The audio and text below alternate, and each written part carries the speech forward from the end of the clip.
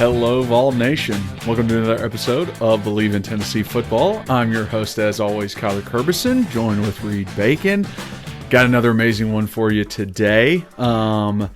Before we get into all that stuff, if you guys are watching, please like, subscribe, leave a comment. If you're just listening, rate and review, download and re-download. It helps us so much.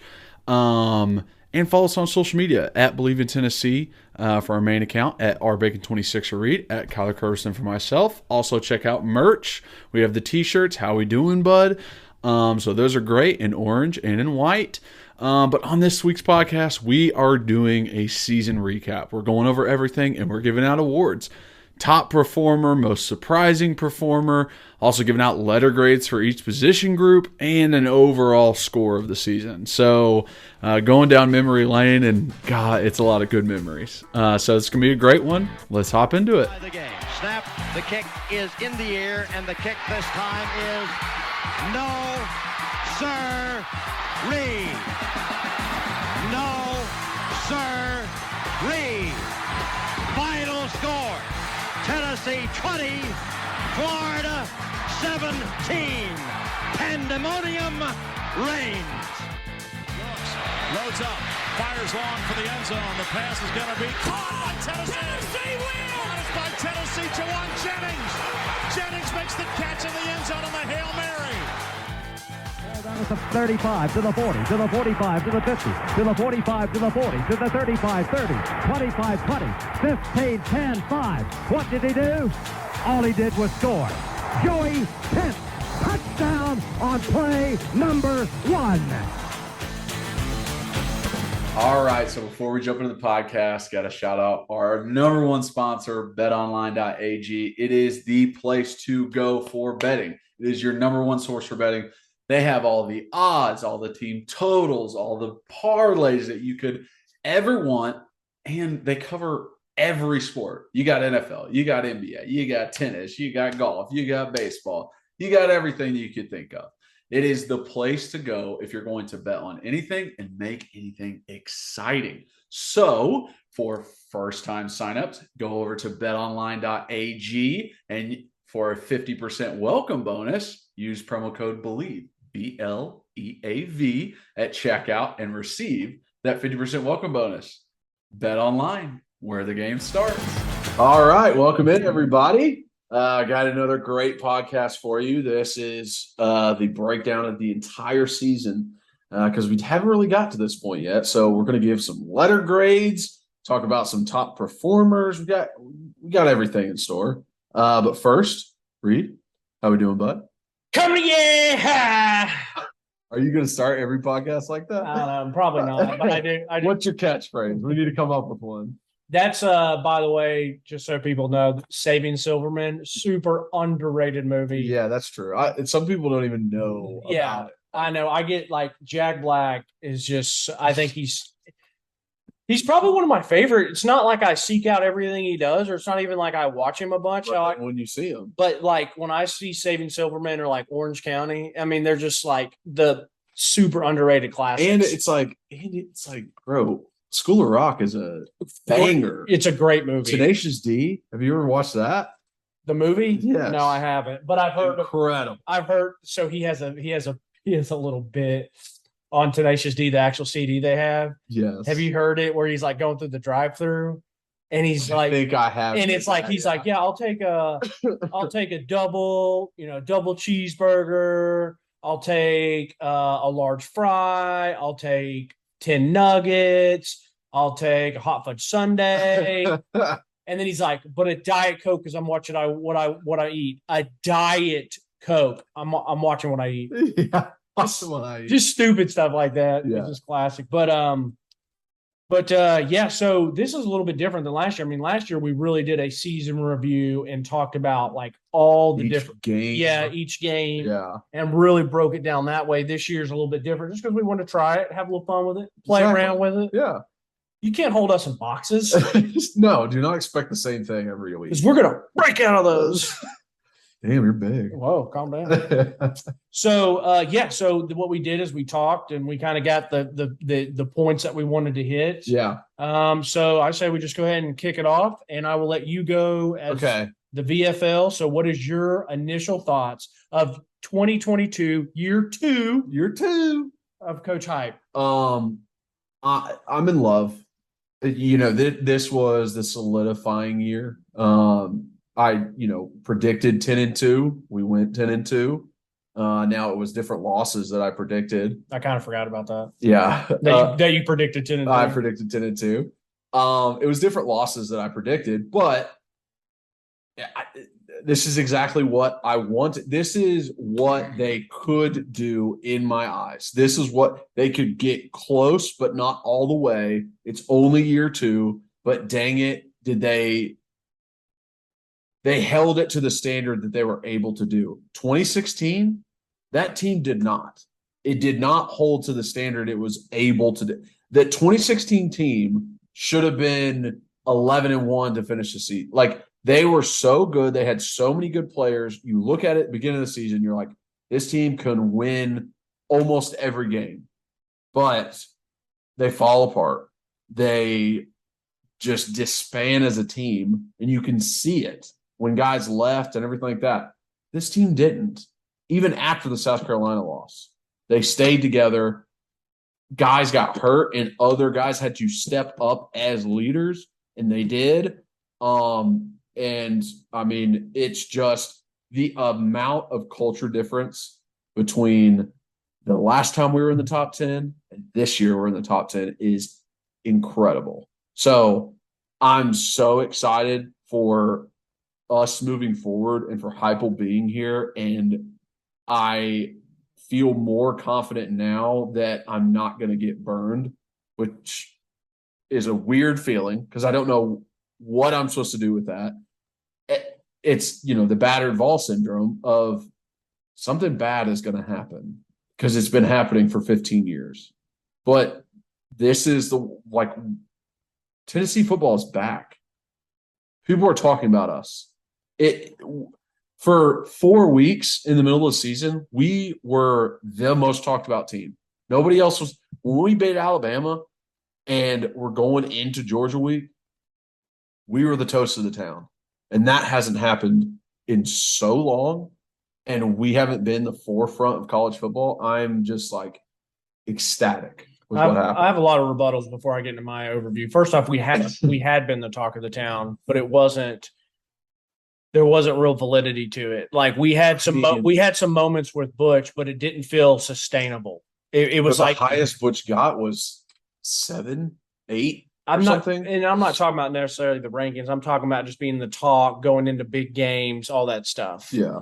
But it's this feels so much different, in my opinion, for a couple of reasons. One being that Coach Josh Heupel is 1,000 times better coach than Butch. And I'm not knocking Butch, but I'm just saying he's 1,000 times of a better coach than Butch could ever be. Yeah. And he has built this on good, solid foundation of culture, of good X's and O's, of putting people in position to succeed. Yes, definitely. He brings the most out of these players. He gets the most out of a 3-star. He gets the most out of a 5-star. You're telling me people expected a Heisman performance out of Hendon coming from Virginia Tech? No. Heupel got the most he possibly could out of Hendon. I agree. So, and another thing is for your overview there, to a rebuttal, you said, hey, this is what I thought this year would be. I thought we would be 10-2. Yeah. And I thought we would be close, but maybe not be able to really get there. Yeah. But I would rebuttal to you and say, your 10-2 said we would lose to Georgia and Bama. Yeah. I think we were there this year and we just slipped up. So I don't think this was a close, but no cigar, no pun intended. I think this was close and we absolutely could have been in the playoff. You see what I'm saying? Yeah. Because you kind of are painting that picture your was they kind of were what I thought they were, and they're good, but not really great. I think we had a potential you thought they had a chance to be good, even though they were really good. I'm not going to throw great because great's like my thought process was like, oh yeah, this can be a really good team, but they're not going to take it all the way. That was they're not going to be the best team in the SEC or the best team in the country, but they're going to be a really good team. Okay, which was why I leaned to 10-2. It's like, okay, you're going to lose. But like I said, your 10-2 was different than what happened. That's true. So that's why I'm sitting here saying, like, for me, it sounds like we're going to be really good, but we're not going to be able to beat Georgia, and we're not going to be able to beat Alabama. That kind of, and like we were the number one team in the nation the first time the polls came out. That's true. We absolutely should have been in the playoff if we didn't lay an egg against South Carolina. That's true. So I think they're even better than maybe you expected. Yes. After that Alabama game, I said this team's better than I expected. Okay. Because we won that game. Right. So they were even better than what you thought going in. Yeah. Okay, that's what I want to clarify. Yeah. Okay. So for me, year two, unbelievable. Unbelievable. I expected what I saw from Hendon Hooker. Yeah. Okay. I mean, well. You did because people were talking about Hendon for Heisman before the season even started. Right. And I was out there. I know. And I said, I need to go back. So you can go back and check yourself when you put stuff on camera. It's true. Remember, because you said that you expected him to be in the Heisman. And I said, I don't know if I expect that. I said, I can see it happening because Heupel will have him there because of the stats and all that stuff. But I don't necessarily know, if he will be or if he's going to be the best quarterback. So maybe it kind of was what happened. Like he was in the conversation. He was really good. I think the best thing for me to my opinion about Hendon was like what you said. Josh Heupel got the most out of him. Because I still watch quarterbacks that I thought were better. I still thought, Bryce Young, I thought was better. I think Caleb Williams. Yeah, I thought Caleb Williams when I watched him was better. CJ Stroud. I didn't watch a lot of CJ Stroud. The funny thing is I thought he was overrated and then he went and balled out against Georgia. So it's like, do I trust what I saw against Georgia or did I trust what I watched him do against like Penn State and like one other random like nooner that I watched? Yeah. But anyways, back. I don't want to get caught up on the overview. It was an unbelievable season. It I will say it's better than I expected. It is better than I expected. 3 losses. I said 9-3. Yeah, I thought I was going to be like 8-4, 9-3 this year. So it's better than I expected. The overall things that I wanted to see different going into this year from last year was how do we handle and close out games? Yeah. Can we close out games? How do we handle like short yardage scenarios on defense? How does the offense? And offense. No, offensively. Okay. Offensively. So like if we get a 4th and 1, a 4th and 2, what does he do? So now you get me off. So let me go back. Let me start over. So I wanted to see how we closed out games, how we were on short yardage situations offensively, how the offensive line played, and penalties. So those were my big like things coming into this year. Like you should take a step in year 2. Yeah. Like I expected this offense to take a step in year 2 because people have been in the system for 2 years. Makes sense. Now I was surprised. I didn't think penalties were as bad as this year, but we actually had our average yardage per game was like 60 last year.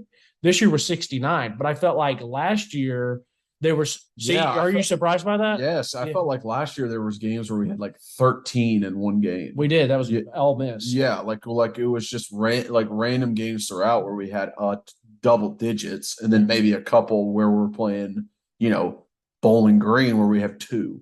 Well, if anyone's a stat person, this utsports.com, go to the football, go to the stats is unbelievable. I mean, they have all the different statistics. It's a really quick, easy. It says team stats too. It says, they have team, individual, game by game. Then you can select season and go all the way back from different years. So it's a great thing to look at. But yes, I felt like watching games that we weren't doing stupid stuff. Maybe like you said last year, where it's like, oh my gosh, 9 penalties, 8 penalties. What are we doing? Yeah. I thought we were better in short yardage this year. Like I thought the play designs in short yardage. I thought the offensive line took a step. So everything that I was looking for me was like, we closed out games. We closed out a game against Bama. We closed out a game against Pitt. We closed out the game against Florida. Can our defense close out the game too? Because that was a big concern. Last year we had the worst. Like, we were very bad on defense, just letting things go, letting things happen to us. We were not controlling the game. Tim Banks, the improvement from 1 to 2 is crazy. Mm-hmm. He determined what guys were going to do. He determined what Bryce Young had to do when we played Alabama. But Bryce might not be the perfect example just because, their offense went crazy. But, like, Anthony Richardson, those Pitt quarterbacks, Will Levis, Jaden Daniels at LSU, like, Tim Banks controlled what they could do and made them feel uncomfortable. So it's like, okay, now you're showing me something. Last year it just felt like, all right, this offense better score 85 points or we're going to lose. Technically, it is my overview, and technically I just meant the team as a whole closing games out, but sure, you can hijack it and say defense. I wouldn't say it's a hijack since we're on a podcast together. My overview. Oh my gosh. All right. Let's get into the other stuff. Go ahead. Okay, so favorites. This is what this section is. Yeah. Just favorites of things throughout the season. So, favorite moment is what we'll start with. Now, chalk pick is going to be anything Alabama or after. Do what you want. Pick what you want. But that's not what I'm going to pick. That's fine. You don't have to pick that. My favorite moment, and it was with you, my babe, in Neyland Stadium, up, I think, 18 points on Florida, and in unison, 100,000 people just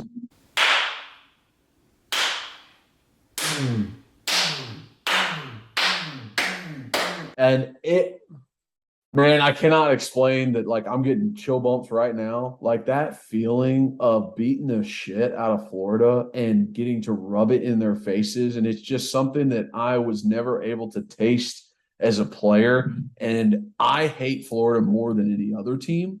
So that just felt so special to me. So special. Now, listen, I cried when we beat Alabama. I didn't cry when we beat Florida. I've already cried when we beat Florida in 2016. So I've already gotten that out of the way. But, man, did that feel just –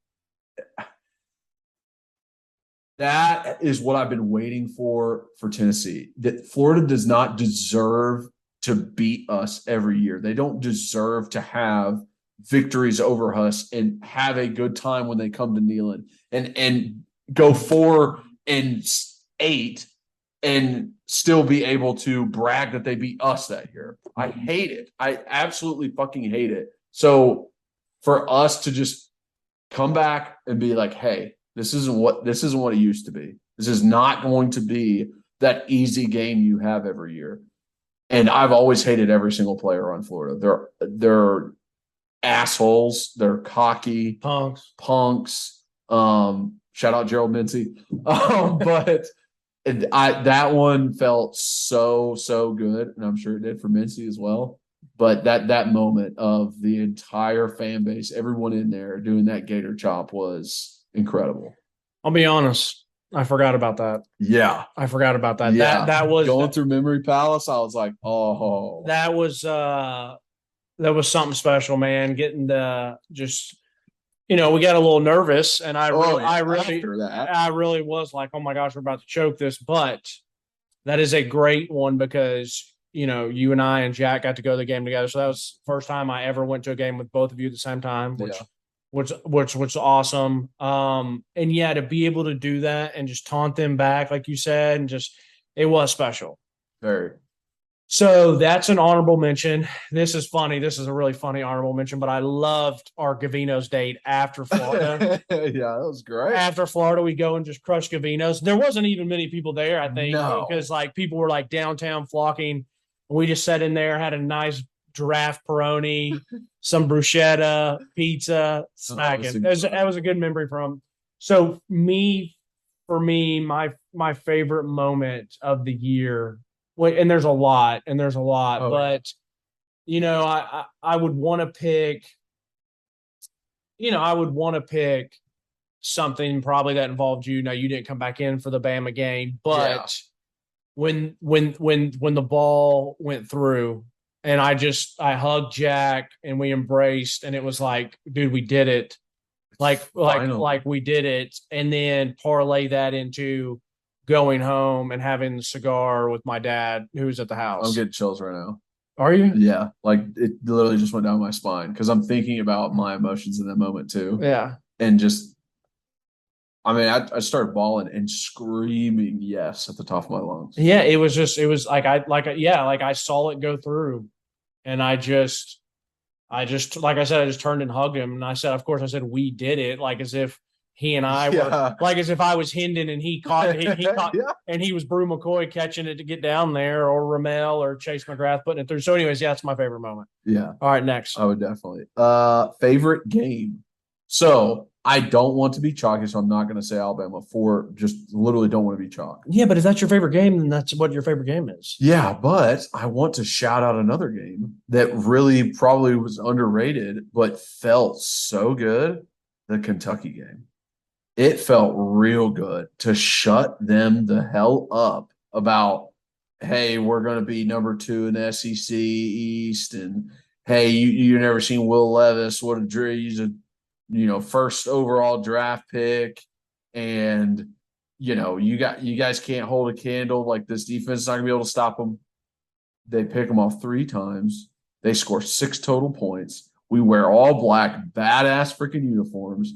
That was a very underrated game that I thoroughly enjoyed. I thoroughly enjoyed that game. Weird thing is that wasn't even like top upper echelon for me because like the game itself was great, but not. Yeah, because it's boring, right? You know what I mean? The other team, they didn't do anything. Right. But like I just expect to beat Kentucky. Like they're just frauds to me. They're always like they had their best year ever and Pruitt still beat them. Like when they were like 11th or 12th or 13th in the country. You know what I mean? And like we had Jared Garantano quarterback. But every time I get the biggest smile on my face. I know. So I get it. I will go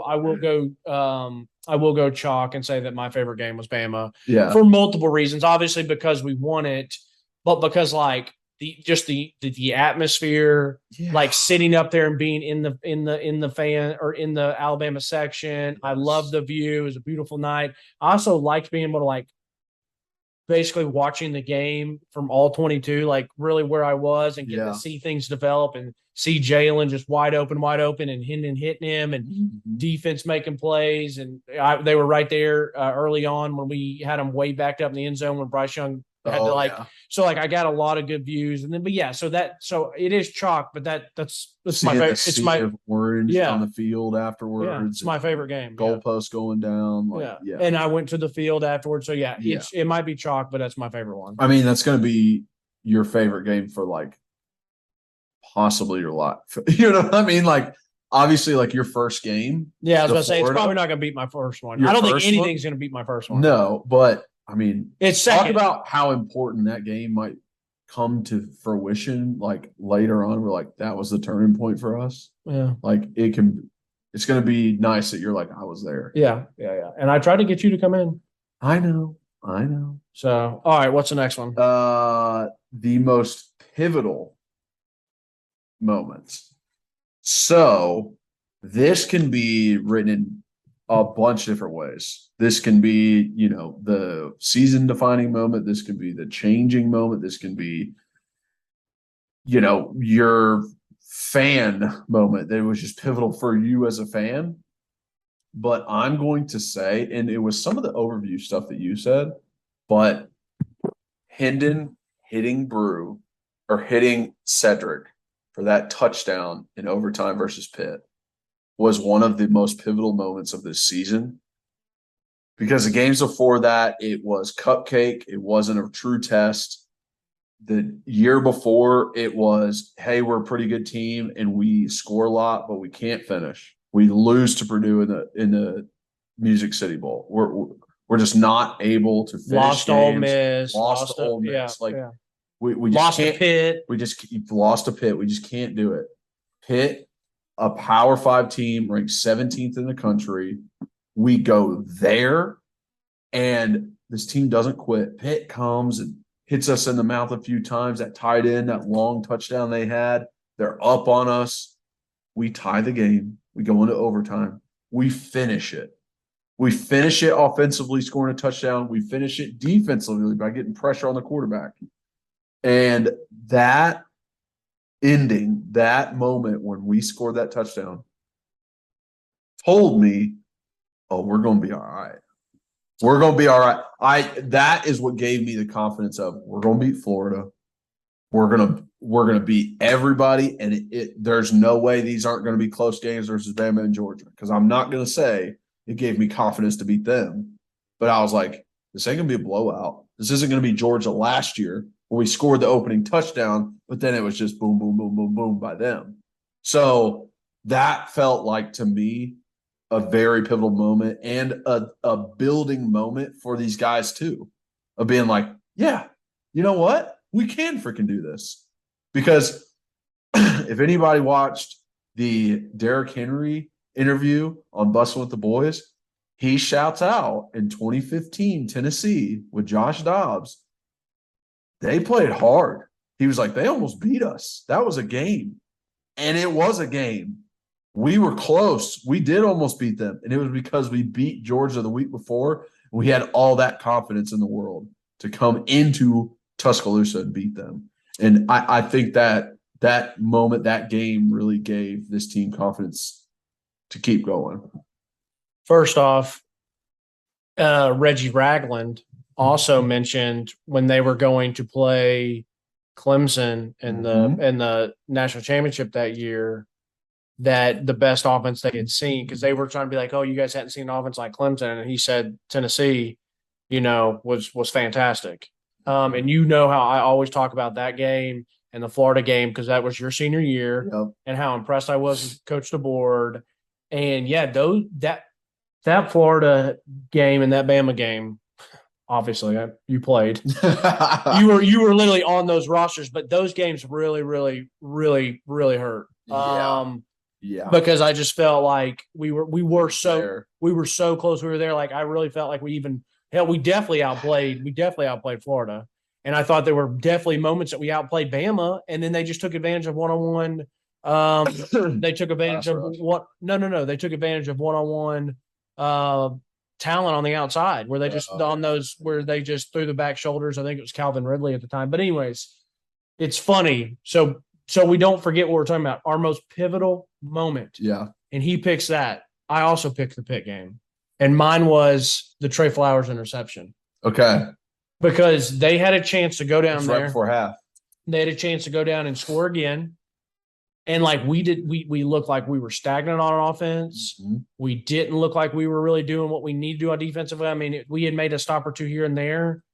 But if they had gone up, I really, and I should have checked, forgive me, but I think it was like they would have been up like 17-7 if they had scored there. Yeah. Or maybe even more.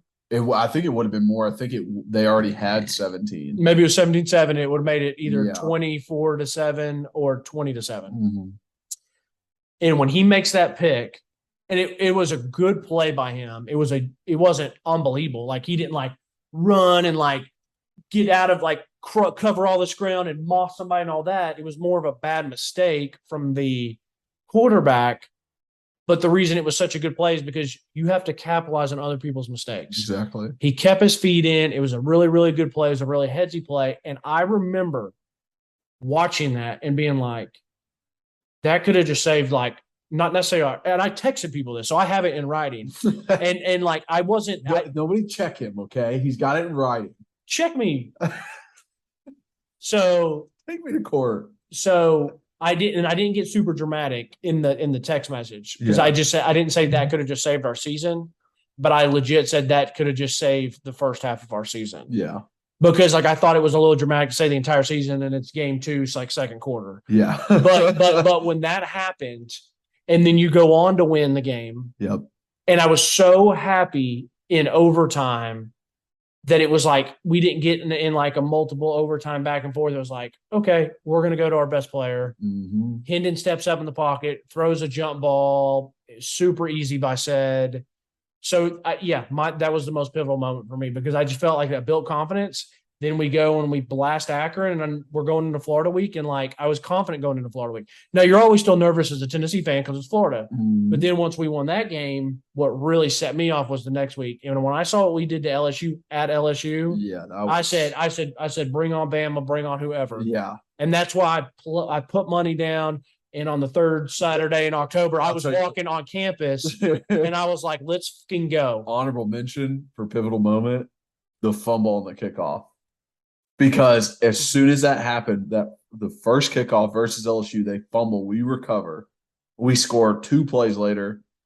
Mine wasn't that. Mine was the Jalen Hyatt long ball in the LSU. As soon as that fumble happened, I said, "This game's over." Like in my head, I'm like, "Oh, you just gave us that kind of felt like this is going to be a blowout," and it ended up being that. And it was so funny how I remember watching that play and being like I'm ready for this team to just keep going and keep getting there and keep being great and getting to Bama and beating Bama, and like it was almost like a brain blast of like, we're gonna be good. Yeah, and here's a good thing to explain. Like even when Butch or maybe Pruitt or Lane or Dooley, like there were times where we didn't know who they really were yet. And so you were going into a game and like Tennessee might have been favored and you're like, you just wake up and you're like kind of nervous. You're like, man, I hope we can pull this out. Like, I think we have a decent shot. Like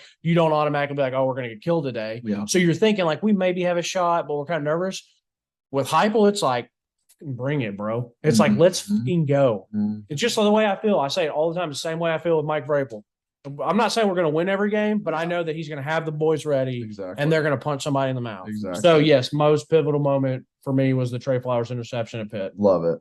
Okay, now into performances. So breaking it down in 3 other sections too. So just starting top performers.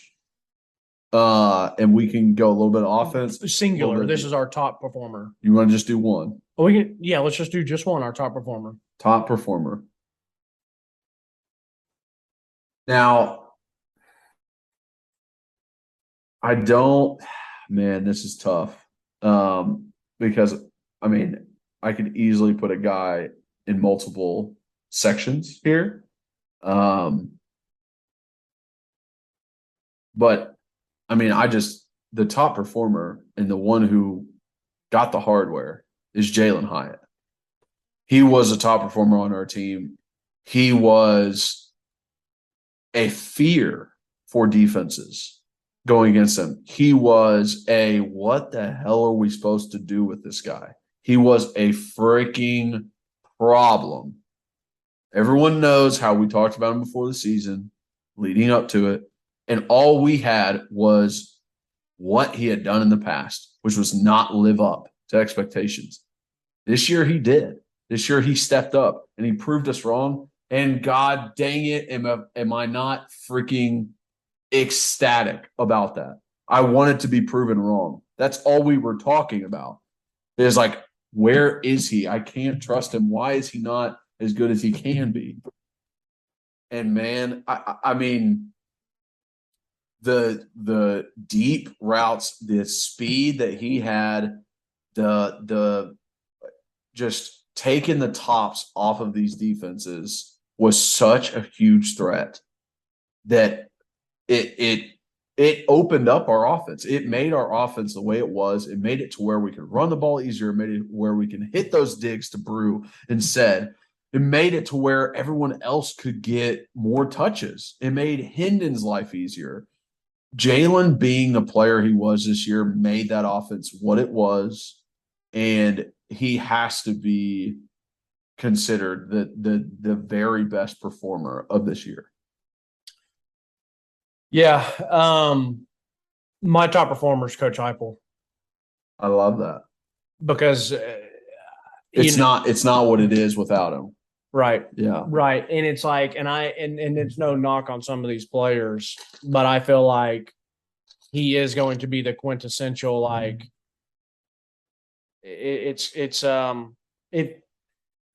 It very much is you have to have elite talent to win national championships. You have to have the better players. It really is the Jimmy and Joes instead of the X's and O's to a certain extent. Exactly. But what he can do and what he can get out of these players and how he puts them in position to succeed is freaking special. Yeah.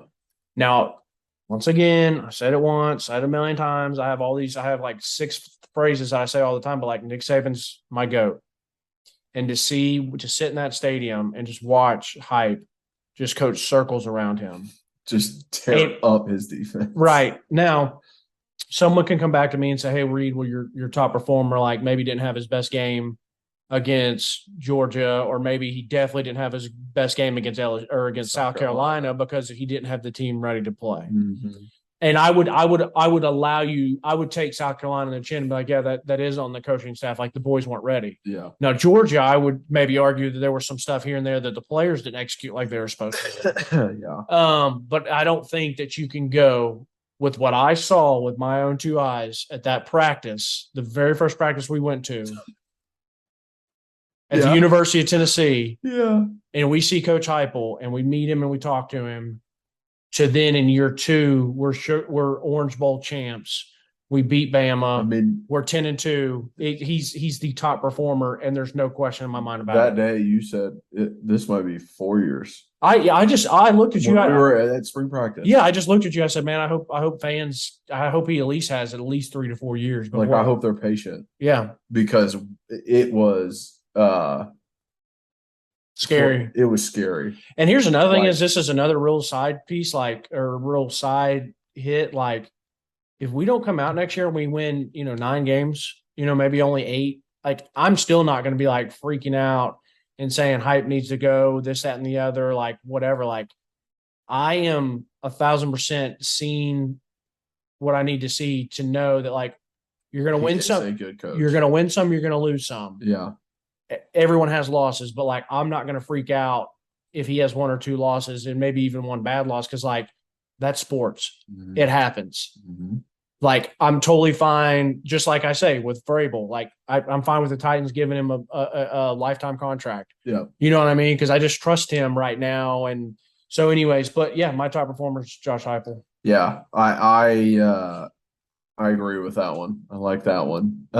Next up, our surprise performer, top surprise. Now, I'm going to say Jalen Hyatt because of what I said before, that we didn't expect it. We didn't see it coming. That's what it is. I've already talked about Jalen, so I'm going to do a little honorable mentions. My 2 honorable mentions, Ramel Keaton. He truly did step up when Cedric got hurt, and I did not see that coming out of him. And I'm very, very excited to see his growth. So he is one. And Tyler Barron. I did not give Tyler Barron the credit he deserved and the player he has become and what he's been able to do coming down to that 3 technique. He wasn't what I was talking about at DN. He wasn't what I was talking about at D-line before the season started. It was Byron. It was Amari. It was everyone else. And he deserves his flowers because that man played his ass off this year. So 2 honorable mentions, but I've already talked about Jalen, why he deserves it. So Hendon was no surprise to you? No surprise. I was Hendon for Heisman before the season started. Yeah. So yeah, so for me, my surprise. So my surprise is Jalen, just because I didn't expect that. I didn't see that happening. I am not surprised that we had a receiver go bananas. Yeah. But I am a little bit surprised that it was. We thought this would be Cedric. Well, I think everyone thought it was said, but I didn't. When you watch it, it's not surprising. Yeah. When you watch Jalen and you go back and watch his games, it's not surprising. It makes sense. He's really fast.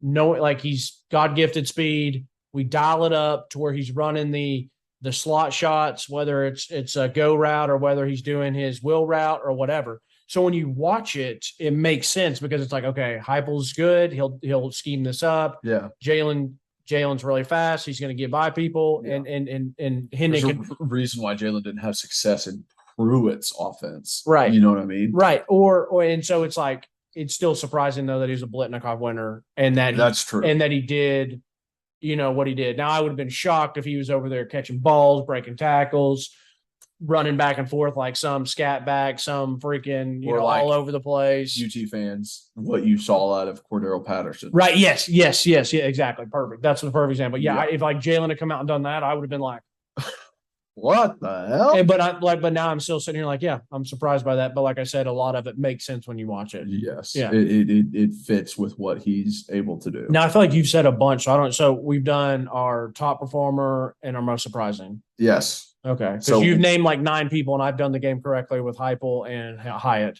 Listen, you had honorable mentions on the favorites. Next one. Don't even. Next one. Next is position letter grades.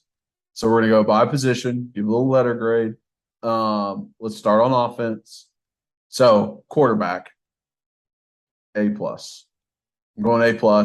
Hendon deserved to go to New York. I don't think he deserved to win it. Deserved to go to New York. I think if he stays in the game versus South Carolina, maybe we lose by 14 points and he still gets the numbers, and then he gets numbers versus Vandy, that he's there. So, and then for Joe to come in, perform how he did. When he came in late in games, he performed well. When he came in Vandy, he was okay. He missed some, but he still hit some too. And then in Clemson, he showed what he can be. So I have to give A+ to quarterback room. Before I answer, you're going A+, even though you had your very controversial tweet after the Georgia game. So you're not saying just an A, you're going an A+. Yes. Okay. Yes, I'm going an A+ because that was one game. And that was one oddity, outlier. With other position groups, I can think back to multiple games in multiple scenarios where they didn't do what they were supposed to be doing. And that's why we'll dock them down. I think Hendon had a few off throws, and that just shut us down. Yeah. He's got 3 overthrows, and then that was it. That was all that was needed to turn away everything, because we rely on those deep shots. And it's like you overthrow Fant on one, you throw a bad ball to Seddon that gets picked, you overthrow Jalen on another, and it's like, okay, that was it. Yeah, I will. I'll say A. A+ is fine because I'm not going to dock them off one game. Yeah. I mean, the room as a whole for the season, fantastic. So I think quarterback A+. I'm fine with that. Okay, you want to go first in the next one? Wide receivers. Yeah, wide receivers. I think you got to go A+ again. I would agree. Just because of the production of everyone. Yep. You have a Bolitnikoff winner. Yep. I don't know how you can't go A+. I mean, you got a guy that goes for five chicken McNuggets, extra crispy against Bama. Was there ever a game you look back on where you're like, wow, he had a lot of drops? No. Yeah, I mean, not that I can specifically sit here and remember now. Yeah. Maybe after the game I thought that, but yeah, I mean, I think. And then the fact that you have your best player going into the season who doesn't even really get to play the season, the fact that he goes down and the room still produces like he does. And of course, like we've talked about Jalen, we've talked about Brew, but like you've said, like Ramel making massive plays. The diving catch against Florida, sexy. The catch to start the drive against Bama. Oh yeah. He had some really where he cooked Buddy in the Orange Bowl, and then you get to see a little glimpse of Squirrel at the end of the year. Yeah. To see what it's going to be like next year. Mm-hmm. So I don't think there's really anything that we could ask for more seriously from the wide receivers. I agree. That was all my thought process too. Yeah, maybe like the worst game they played was maybe the Pitt game. Honestly, and Sed still had friggin', I think he had 18 targets and 12 to 15 catches or whatever. Yeah. So, Yeah. I mean, he had a few drop balls in that game, but I mean, like we said earlier, he had the touchdown. Yeah. So, yeah. Running backs. So Running backs, I'm pulling them down to a B plus. And I'm taking away from them because some bad fumbles from the group in pass protection, man. Pass protection was subpar at times. I think it got better as the season went along, but there were a good amount of sacks that were running backs not knowing who they need to block. That Dylan Sampson one versus LSU pops in my head. Jabari one versus Florida pops in my head. That happened a lot, and that's part of the game for these running backs. It's not just all about you getting the ball. Now, there's still B plus area because every short yardage they finished, I don't think there was a time we got on the goal line where a running back didn't get in there. That leans on the offensive line too, but they're shoving their face in there. Fant getting in the running back conversation helps them too. But good quality, but not great. So I agree with everything you said, but I'm not going to go B plus because I think B plus is still pretty high. I would say I say they're a B. Okay. I think they were good and they were serviceable. Above average. But I think when you add Prince and Fant to the room, I think it's a B. Yeah. But like technically he's a tight end.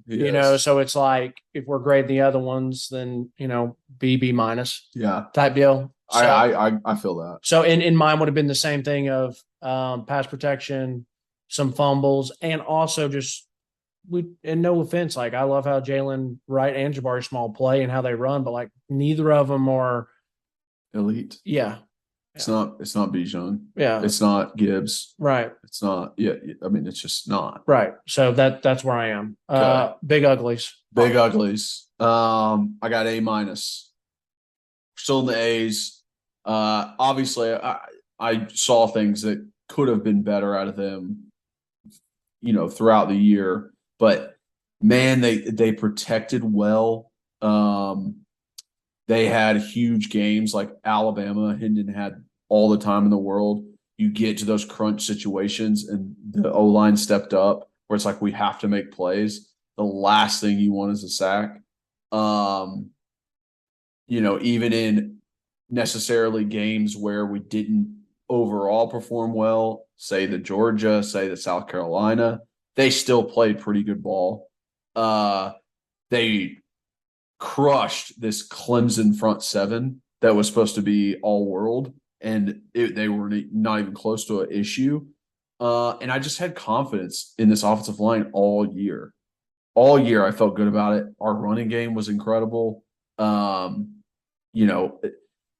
the offensive numbers, like I'm going to give each group a high letter grade because like our offense was the best in the country. All right. Like there's a reason, like all of these guys played well. Right.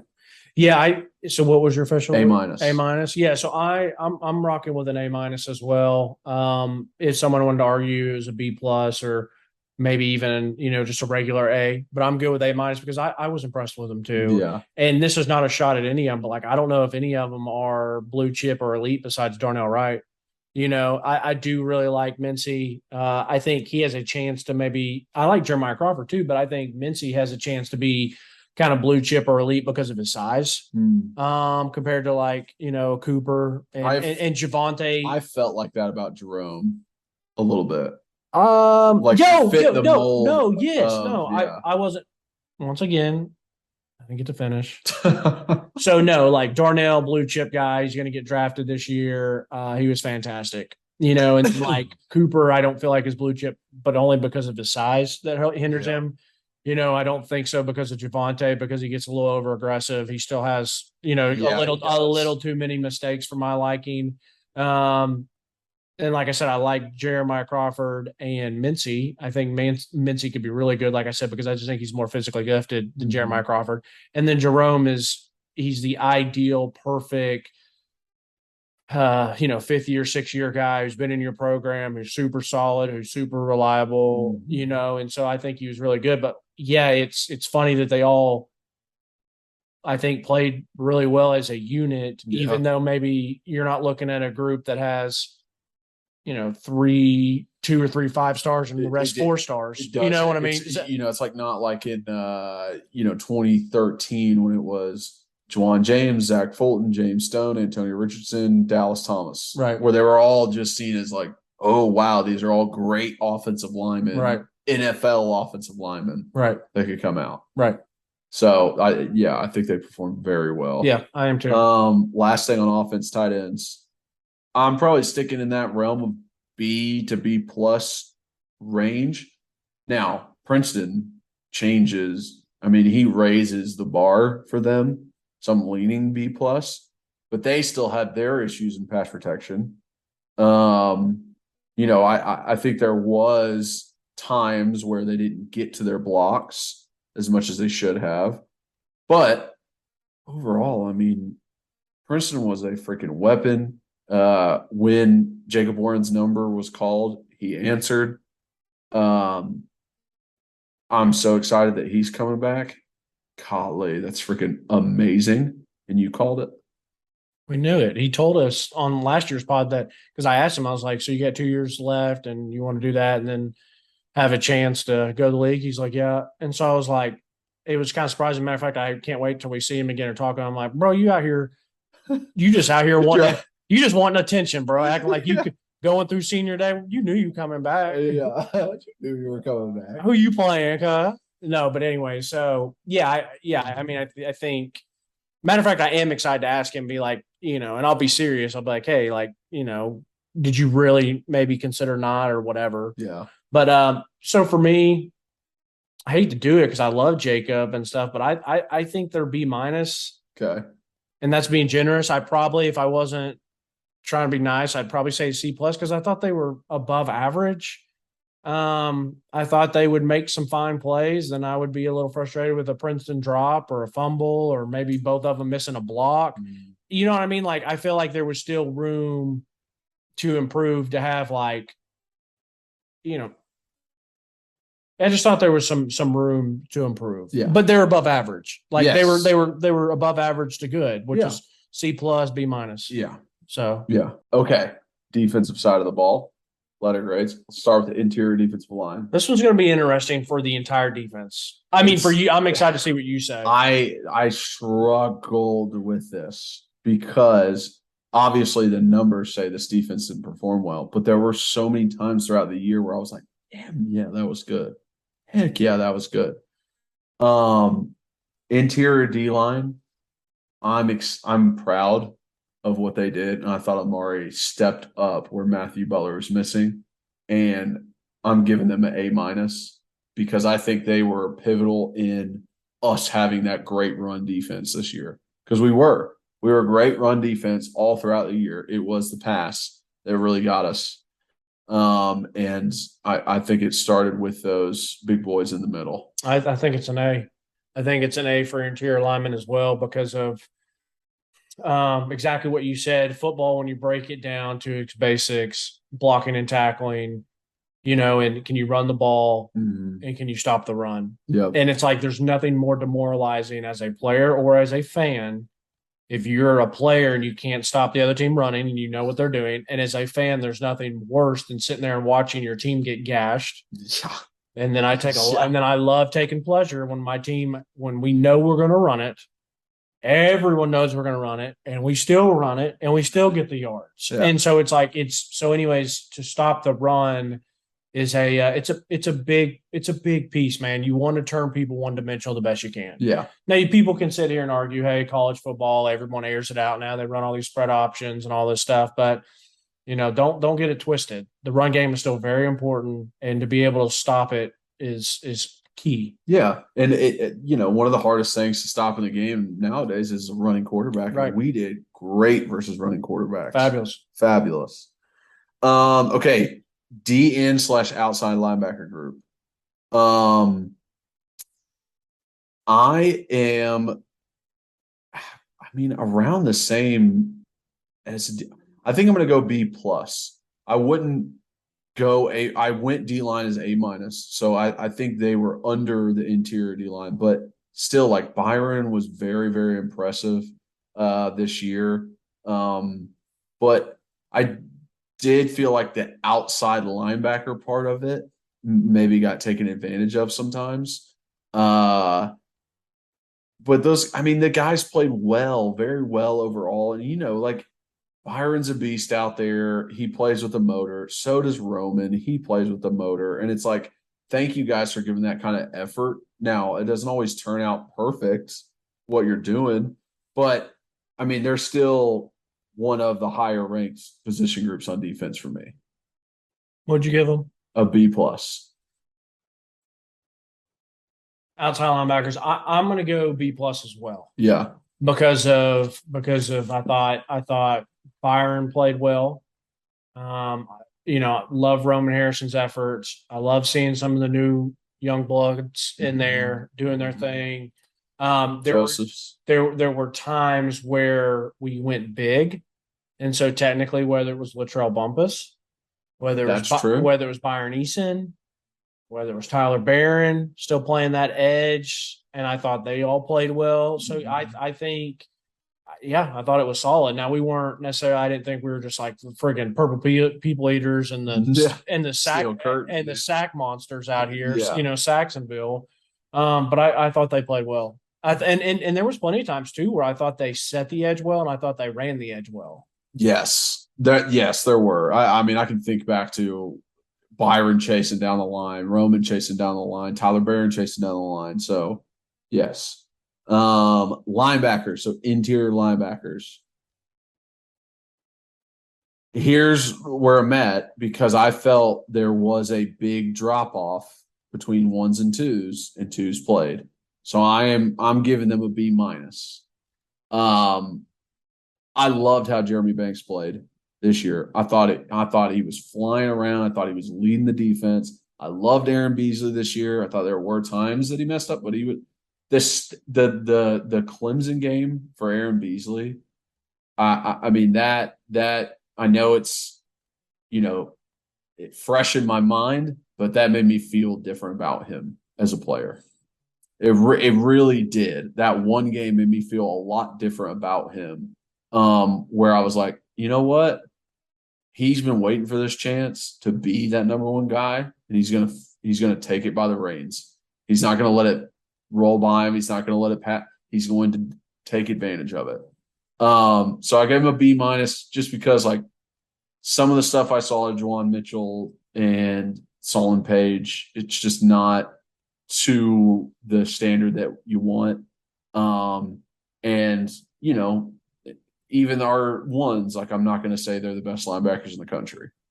So you said B minus? B minus. I'm going B. I think they're a little bit better than that. Okay. I think when you had the duo of Jeremy and Aaron Beasley on the field at the same time, I thought they were pretty studly. I really did. I thought they were both really good, complimentary of each other. Besides effort and besides run defense, I thought they were actually both pretty good when I saw them in zone coverage sometimes, which was something that I thought they improved on from the year before. I thought sometimes in man coverage they played well. I was pretty impressed. And then, I thought Juwan had a couple moments. Clemson, he had some moments. I thought some other time he had some moments. Solon Page is what it is. And then, yeah, just it's tough. He is what he is. But I also thought when Elijah Herring was in there, I thought he looked fine and looked good. So no, I thought the interior linebackers were a B. Yeah. So let's talk about this. So far we've gone A minus for D line, B plus for D and outside linebacker, B minus for linebackers. Yeah, and I was A plus. You were B plus ish on D and outside linebacker, and then you were B. Yeah. Yeah. So that's pretty funny for people. That's pretty funny that those are our grades for maybe people thinking how bad our defense was. Yeah. Or where the issues were. Now I think our grades are going to change considerably when we get to defensive backfield. Yeah. But go ahead. So we're actually going to do corners, the star position / nickel position, and safeties. With star, I've got a B. With star. I thought, seeing Wesley Walker, Tamari McDonald in that role, a little bit of Danico in that role. I love the way Tim Banks uses that position, the aggression. I thought they did a very good job of being run support, of helping with the run, of cutting it back inside. Throughout the year, I had noticed play after play of them doing that. Now, could they get taken advantage of in coverage sometimes? Yes. I wouldn't say all the time. Definitely not as much as the next two positions we're talking about. So I'm still keeping them in that B range. And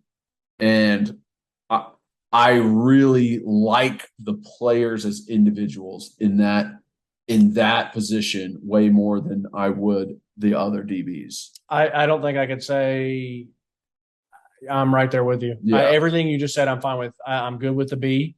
I thought they were good, maybe not really good or not great. Mm-hmm. I do love both the players in there, whether it's Wesley or Tamarian. I really like Danico in there. And I'll be honest, when we were talking about our what was it, favorite surprise or most, it was top for performer, and surprise performer. Yeah. I would say like Danico had a chance to be one of my surprise performers. He would have been my surprise performer defensively if we'd done a defensive one. He was honorable mention on my top for sure. Yeah, I thought he played well because of asking him to play multiple positions, and I think that's very, very impressive. It's stepping up when you got asked to play. I know I had on my notes, but I guess we didn't do our favorite performers. I guess not favorite. But top, we did top and most surprising, but like favorite, like my favorite would have probably been like Danico, maybe a Darnell, even though like it's boring, but I mean, you don't understand how nice it is to have a solid where you don't have to worry about that. Ramel probably would have been one of my favorite performers. Yes. So, but anyways, getting sidetracked. No, so for nickel, B, and what you said was great. Yeah. Corners. Why don't you start? I think a lot of people watching this are going to say our corners suck, that they aren't good, that they're this, that, and the other, all that stuff. And so I think people are going to give them Fs or Ds. Mm-hmm. I'm good with a C. Like, I really am. I would ask people, and so C's average. How many other times in college football are you guys watching games and you see corners that are just absolutely shutting people down, or a defense as a whole shutting people down, or people aren't getting passed on, or offense is just staying under 20 points? Yeah, it's like, and more specifically, like receivers not making great plays and great catches. Like, it's just the way ball's designed now, and it's also like corners the toughest position. Plus, now if you don't get to really hand fight and be physical, it's even more difficult. And even though there were plenty of times where maybe guys got beat or stuff like that. Well, actually, I don't even think there's that many times where guys just got straight beat. Like Pitt last year when it was over, and Pitt had a lot of injuries, a lot of young guys were playing. Mm-hmm. But it's like you just look up, oh, that guy's beat. Oh, this guy's beat. Oh, that guy's beat. Like this year, that didn't happen a ton. I mean, Tamarian got beat. It really wasn't. I mean, Tamarian got beat one time. You didn't see a guy running down the sidelines. Just butt naked. Yeah. Yeah. And so it's like, I think a lot of my frustration with the defensive backs were, it really hurt me, honestly, to see Kamal acting the way he did in the South Carolina game. Mm. And maybe if Kamal was here, he would just say, that's me. That's just who I am. Whether we're up or down, like I'm going to play and I'm going to play my way, meaning like, what he would consider aggressive, where he wants to talk. That was tough. That one's tough for me because personally, I'm a talker. But your boy ain't running his mouth when he's getting his ass whipped like that, because you just look like a clown and you represent more than just yourself there. Oh, yeah. But, Kobe Bryant's one of the greatest basketball players of all time. And I used to grow up saying, like, I thought he was a ball hog. You know what I mean? Like, yeah. But, like, what made him great was, that. So it's like, it's like what you get frustrated with is what makes him great. So I thought there was a lot of people that had to step in. Yeah. And so I thought some of them played pretty. And when we had walk-ons playing. Right. And like, that's a big deal. Yeah. You get a walk-on in the biggest drive of the year against Alabama going down there, and he plays pretty well. Mm-hmm. So I'm not going to kill him. I mean, there could have been some, like I said, they were a C for a reason. Yeah. But I definitely don't think they're a D or an F. Like, when you have to have multiple people step in and play, That's fucking tough to do, man. Yeah. Because guys are starters for a reason, and guys are second string for a reason. So when your number one goes down, you're hoping that number two plays his top level, his best maximum ability. Mm-hmm. So yeah. I agree. I wrote down C+, but I'm right in that range. Yeah. Like I could, and I'm fine. I C plus too for me. Yeah. Just because like I didn't remember, getting blown off the top. Like there wasn't Jalen Hyatt plays versus us. Right. And the other thing is too that I forgot to mention is like I actually thought they all do pretty well on setting edges and run defense. Yeah. I really do. That really part do. of it, they do well. I think so. Yeah. I mean, and we were, even talking about it in our previous video with Gabe coming in, like he's going to have to step into doing that more often. I mean, just think if you take away the South Carolina game, I mean, I'm 6 points versus Kentucky, shutout versus Vandy, 24 points versus Georgia. But even don't even talk about those. Just think specifically the defensive backs or the corners. If you take away the South Carolina game, I mean, I think we're giving them a legit B plus. Yeah, probably. You know what I mean? Yeah. So, yeah, I think people killed them, and I don't think they deserve to be killed at all. Yeah. Safeties. I put C. I wanted to put them below corners. I thought they performed worse than corners did this year. And tackling by the safeties really disappointed me. Like ducking heads, open field tackling. Trey. I mean, the roller coaster of Trey. I feel like Tank's a roller coaster too. Yeah, they just I get an interception, but then the next play the guy jumps over me. It's like what? Like you get a sack, and then the next one you let a guy beat you. I'm like, he's all over the place. So yeah, I put C. I mean, hell, I could even lean to C minus. Yeah, and you know what? I like and that's a great point because I actually do think they deserve to be a little bit lower than the corner. So like I guess technically like corners, I'm gonna say C plus C. Yeah. And then safeties are gonna be C or C minus. So you know what I mean? Yeah. Like I actually feel like you said, roller coaster of Trey. I mean, some good, some bad. Tank, there's a little bit of roller coaster with Tank. A good play, bad play. But I think when like Danico stepped in and had to play safety for the Bama game, I thought he was good. Mm-hmm. And I think whether Danico's just a fucking baller. And then whether it was like Wesley or Tamarian that maybe had to go back there for some time, you know what I mean? So it's like it's weird because I felt like almost they were better than the starters, but Willie loves just old heads that he feels like are pretty consistent. Yeah. Or like that he knows what he's going to get with them. Exactly. But yeah, no, I think safeties. I think the corners got a lot of bad pub when I think sometimes safeties, because it's for the average eye, it's really easy to be like, oh, that guy got mossed or he just got caught on, or why is he 3 yards off from somebody and a guy catches, like a 15-yard out and someone's like, oh my gosh, that's so easy. Why are we playing so off? Like, where's the corner? Like all this. It's like, well, it's the defense that you're playing. And So I feel like sometimes people forget like safeties can be a little, they like it doesn't maybe look as bad sometimes. Exactly. So, yeah. And to finish the pod, an overall 1 through 10 of this season. Yep. When I was thinking of this, I thought you can judge this based off of two different ways. Based off of a perfect 10 being the best season you could have. And that's what I did. Was the perfect 10 being the best season you could have. Yeah. Or based off of your expectation of the season and how close it got to it. And I can answer both of those. If I am giving my expectation of the season and the close it's got to it, I'm giving a 9.3. That gets you into A- territory. It was good, but that South Carolina game was bad stain on your overall. You finished well, though. You finished versus Clemson. You won 11 games. So that side of it's impressive. If a perfect 10 is undefeated national championship,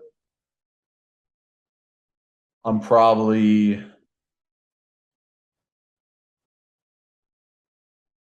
8.4, I'd say. Okay. If they win versus South Carolina and make it in the playoffs, they're getting, almost a whole number bump, 9.4. Yeah. In it. But that South Carolina game is just, dude, the amount of times we've been close and just gets taken away from us, and then just see it again, and just to be like, man, you guys had the best chance for it, the best of any team that we've had. And it just, it sucks, man. Like, thinking back about that game, like, really makes me feel different about the season. A 10 for me is a national championship. It doesn't have to be undefeated in a national championship. 10 for me is a national championship. So based off that, I'm giving us a 9. Yeah. If a 10 is a national championship and I could have gone 9 point, I probably wouldn't have gone 9.1 or 2, but I'd maybe gone like a 9.5 or 9.8, 9, really. Yeah. So I'm explaining my intervals. But if a 10's a national championship, I really think this team's a 9. To really, even with South Carolina, even with, having a chance at the playoff and falling out, like, to still do what they did, to be number one at some point throughout the year, I think it's a 9. Now, my expectations, it's a 10.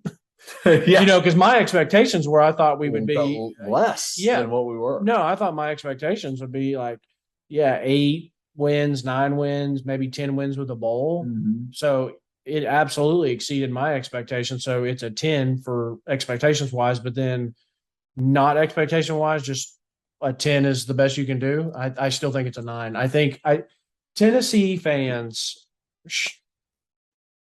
should be absolutely thrilled. We can be bummed out about South Carolina, but once again, like, year 2 was a massive, massive, massive, massive success. It was. Because people would have said it was success, like I said, to win 8 or 9 games. Oh, definitely. So after going 7-6 and then, 8 or 9, maybe win a bowl, definite success. And I pulled up some stuff while we were sitting here talking about the defense, and I just Googled, it's the NCAA website, and I Googled like top defenses or whatever, and Tennessee was 91.